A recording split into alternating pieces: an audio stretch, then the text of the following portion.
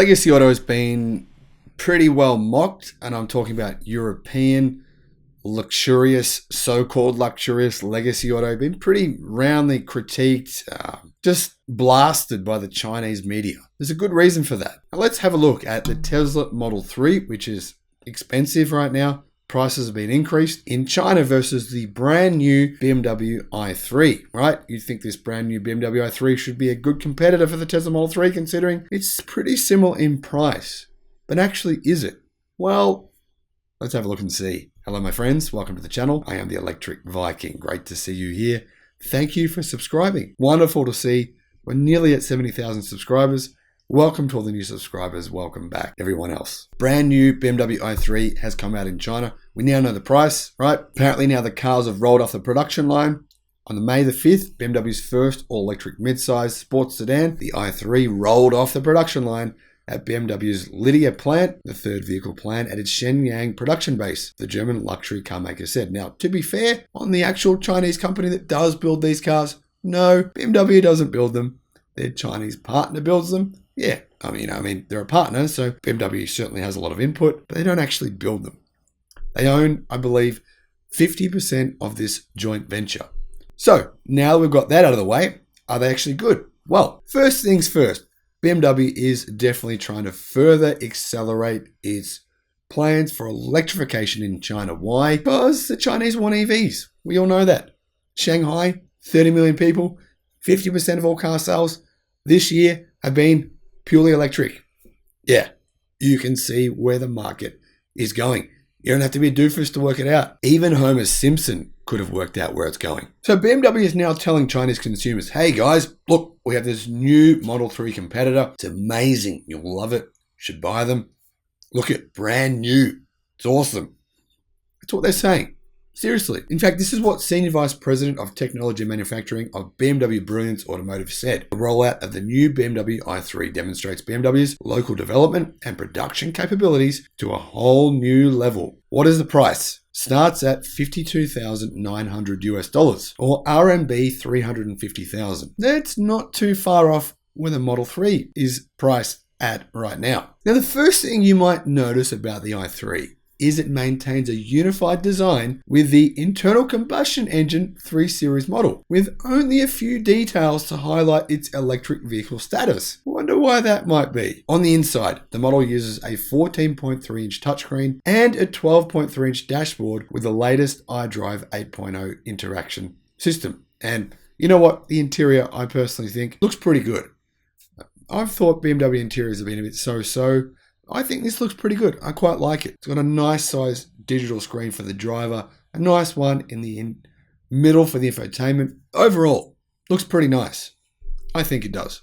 Let me know if you agree. In addition, the car is said to adopt BMW's 5th generation BMW eDrive electric drive tech and excitation synchronous motor with a maximum power of 210 kilowatt and torque of 400 newton meters, giving it acceleration to 100 kilometers an hour or 62 miles an hour in 6.2 seconds. Now, this is relevant because, yeah, these sports sedans, that's where they're pitched as being premium and being faster, right? The BMW i3 comes with a 70 kilowatt ternary battery, meaning a lithium-ion battery, not lithium iron phosphate, and it has a CLTC range of 526 kilometers. Now, I know CLTC is a load of horse shit. You don't want to know the CLTC range, but I'm just going to use CLTC to compare like for like. I'll use CLTC for BMW, and then I'll use it for Tesla. You can compare the two. That'll just give you some context. As a comparison, the Model 3 is currently offered in 2 versions only in China. You got the standard range version, which comes with lithium iron phosphate batteries. That version's priced at $280,000. A lot less money, clearly. 70,000 RMB less, in fact, which is 80,000 RMB less, in fact, which is a $12,000 difference. $12,000, that's a fair bit of money. Now, I've looked at the specs of both cars. As far as I can tell, the base model Tesla Model 3 actually comes with a slightly higher standard specification than the BMW i3. For the BMW to match the Tesla Model 3 in terms of spec, you've got to pay more for options packages. That's pretty normal for Legacy Auto, right? All of you would know if you bought a BMW, how that works. You'd know if you bought an Audi, how that works.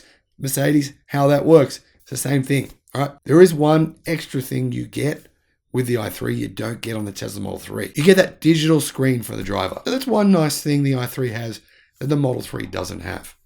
It's also just a little bit faster. What about range? Well, the base model Tesla Model 3 actually has a range of 556 kilometers. So it has about 5% more range than the BMW i3, but a smaller battery pack which has lower energy density batteries, lithium iron phosphate batteries. How is that possible? How can Tesla Model 3 base model have a longer range than the i3, considering it's got a smaller battery pack, which has less energy density because it uses, in my view, superior lithium iron phosphate batteries?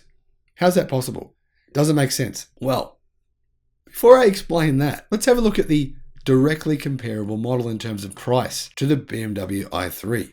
The Model 3 Performance is priced at $367,900, so around $2,000 more than the BMW i3. However, it has a 0 to 62 mile per hour acceleration time of 3.3 seconds. It's basically a BMW M3 competitor for what?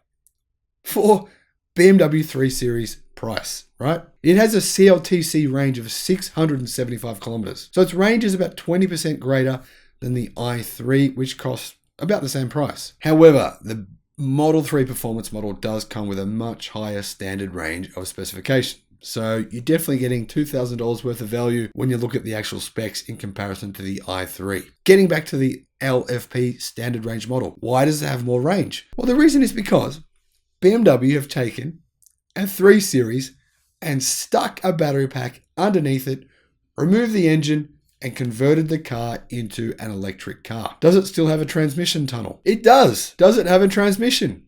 No, it does not. Is it heavy? Yes, it's heavy. In fact, it's 300 kilos heavier than a Tesla Model 3 because it's not a ground-up EV. It's an internal combustion engine vehicle converted into an electric car and then sold for, well, technically you really should say, to be fair, more money than a Tesla vehicle. Now you can see the Chinese are not stupid. And I don't think it's going to be a high seller, but that's just my hunch. I could be wrong. Let me know in the comment section below what you think. I mean, hey, this BMW does look nice. It looks good on the inside and the out. It looks nice. And, you know, there's lots of legacy auto fans who would say it's luxurious.